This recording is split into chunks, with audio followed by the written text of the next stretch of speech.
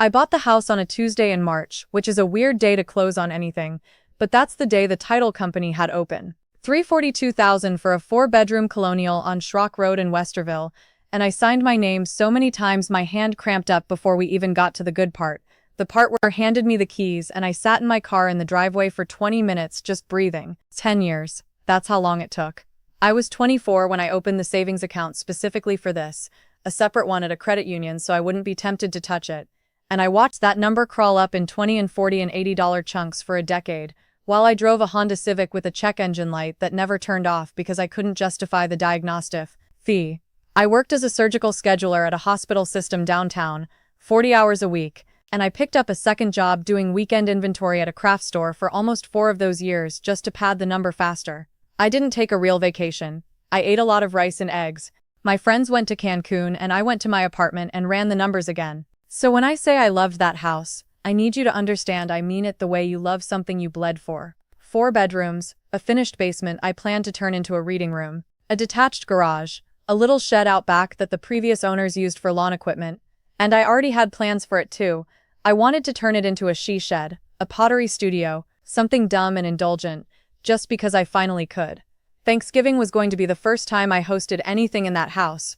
My mom, Carol, had been dropping hints for weeks that she wanted to see the place decorated for the holiday, and my dad, Miles, kept calling it the big house, like I'd bought a mansion instead of a standard colonial in the suburbs. My sister Paige and her husband Todd were coming too, driving over from Gahanna, which is maybe 25 minutes if traffic on 270 behaves itself.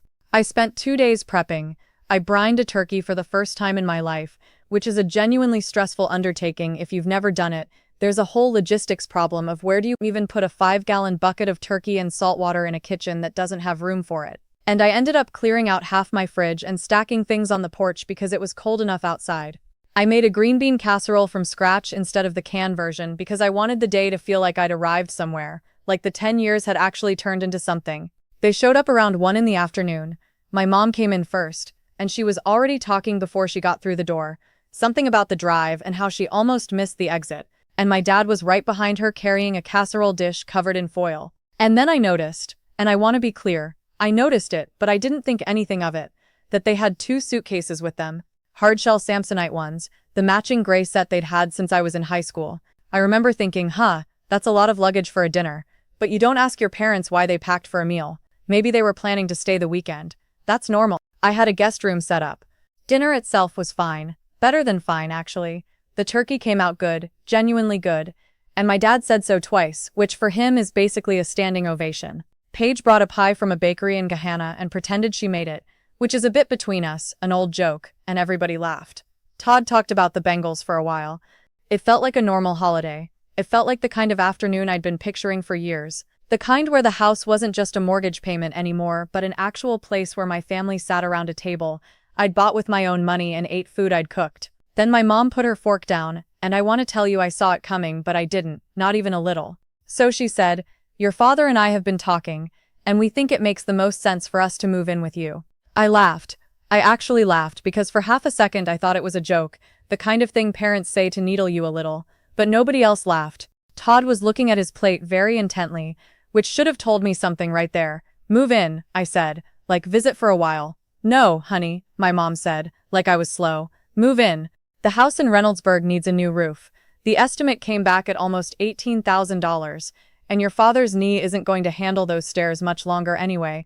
It just makes sense. You have all this space." I looked at my dad. He nodded like this was already settled, like this was a fact of the world, and not a conversation we were supposedly having for the first time at my dinner table. And before I could even get a sentence together, Paige jumped in, and I mean jumped, like she'd been sitting on this the whole meal waiting for her cue. "And actually," she said, "since Mom and Dad are taking one of the extra bedrooms, we were thinking Todd's wanting to expand the detailing business, and your garage is just sitting there empty. And the shed out back would be perfect for part storage, and honestly the home office upstairs would work so well for me to run the books for him from over here, since I'm not doing much with my own space right now anyway." Todd, to his credit, at least had the decency to look slightly embarrassed. He does car detailing and flipping out of a rented bay in Gahanna, been trying to get it off the ground for about 2 years. And I guess somewhere in there the family had a meeting I wasn't invited to and decided my garage was the answer to his business plan. I sat there for a second just processing the sheer scope of it. Not can we stay for a bit while the roof gets fixed. Not can Todd maybe use the garage temporarily. This was a full redistribution of my house, decided apparently over the mashed potatoes, where my parents got a bedroom, my sister got the office, and my brother-in-law got the garage and the shed, and the suitcases sitting by my front door suddenly made a lot more sense. They hadn't packed for a weekend. They'd packed because they thought this was already decided. No, I said. Just that. I didn't yell it. I said it the way you'd say no to a second helping of stuffing. My mom's face did this thing where it kind of folded, and Paige started to say something about how it wouldn't even be that disruptive, and I said no again, a little firmer, and explained calmly, I want you to know I was calm, that I had just spent 10 years and every spare dollar I had getting this house, that I loved my family, that I was happy to have people over and happy to help in real ways, if the roof situation was serious, but that I was not going to hand over 3 rooms of my house to become a business headquarters and a permanent residence for people who hadn't asked me a single question about it beforehand. That's when my dad set his fork down hard enough that it clinked against the plate. You've gotten real selfish since you bought this place, he said. We're your family. We drove all the way from Reynoldsburg and you're going to sit here and tell us no. Selfish. That word landed somewhere specific, somewhere under my ribs, because I thought about every rice and eggs dinner, every weekend at the craft store folding fabric bolts for $11 an hour, every wedding and birthday and vacation I'd skipped for a decade, so that one day I could sit in a house that was mine. And the first real holiday I hosted in it, the response wasn't gratitude or even curiosity about what it cost me. It was an itemized list of which rooms belonged to which relative, decided in advance, like I was a landlord who hadn't been informed of the lease terms yet. I didn't scream. I want to be honest about that, because in my head, in the version of this that plays out when I'm mad about something small, I always imagine myself yelling, and I didn't. I stood up from the table, pushed my chair in, I actually pushed it in, which in retrospect is a very funny detail to remember clearly, and I walked to the front hall where those 2 gray Samsonite suitcases were sitting like they'd already won. I picked them up, one in each hand, and I carried them to the door. I opened it. November air came in, cold enough that you could see your breath, and I set both suitcases down on the little brick landing just outside, right by the pumpkins I still hadn't taken down. The lobby's ready, I said, whenever you're ready to head home. Nobody moved for a second. My mom said my name in that tone she uses, the disappointed one. 3 syllables stretched into a warning. Paige said I was being dramatic. Todd again said nothing, which I've thought about since, because it tells you something that the guy who wanted my garage the most was the one person smart enough to stay out of it. My dad stood up like he was going to argue further, and I just looked at him and said, you can be mad at me in your own house. This one's mine. They left about 40 minutes later, after some more back and forth that I honestly don't remember in detail because I was mostly just standing in my kitchen with my arms crossed, staring at a green bean casserole nobody had finished. My mom hugged me stiffly on the way out, the kind of hug where you can feel the person is still arguing with you through their shoulders. My dad didn't hug me at all. Paige told me I'd regret this. Todd said thanks for dinner, which was such a strange, small, normal thing to say in that moment that I almost laughed.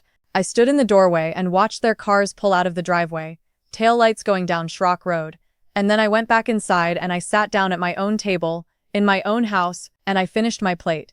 It's been a while since that Thanksgiving. Things with my parents are better now, though we don't talk about that day much. My mom did eventually get the roof fixed with a contractor loan. No help from me. And I did offer, later, calmly, to help pay part of it, because helping family and being used by family are 2 very different things, and I wanted them to see I understood the difference even if that day I looked like the villain of the story. Paige and Todd still detail cars out of a rented bay in Gahanna. I still have my garage. I think about that word my dad used a lot, selfish. And what I've landed on is that wanting to keep the thing you built with your own 2 hands isn't selfish. What's selfish is looking at somebody's decade of sacrifice and deciding, without asking, that it now belongs to everybody but them. If something took you years of real sacrifice to build, a home, a business, a degree, whatever it is, you're allowed to protect it, even from people who love you, especially when help me quietly becomes handed over. Real love asks, it doesn't assume, and you can hold a door open for your family without also handing them the deed.